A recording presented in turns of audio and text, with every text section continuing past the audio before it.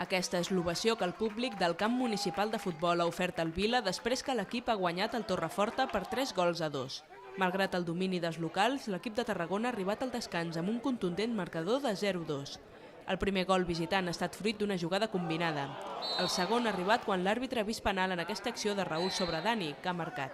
Nos hemos visto con el partido muy cuesta arriba, un poquito bajo de ánimos, ha habido 10 minutitos que el equipo se ha ido un poco abajo porque era un rival directo con el que estamos jugando un poquito ahí el ascenso, y la segunda parte no quedaba otra que arriesgar y ir a todas.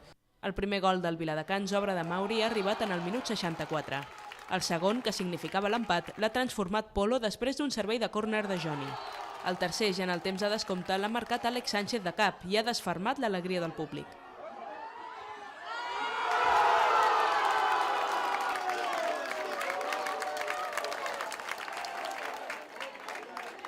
Sabían lo que nos estaban jugando, que llevamos también semanas que aquí el público no estaba disfrutando con nosotros, que no estaban saliendo las cosas y que no quedaba otra que arriesgar y que no tuvieran miedo, que si nos metían otro pues mala suerte, pero que había que ir a todas y pelear todos los balones, estar muy atento a segundas jugadas y ser un poco rodillo, y cuando uno no pudiera entraba otro, pero el ritmo de partido tenía que ser muy alto.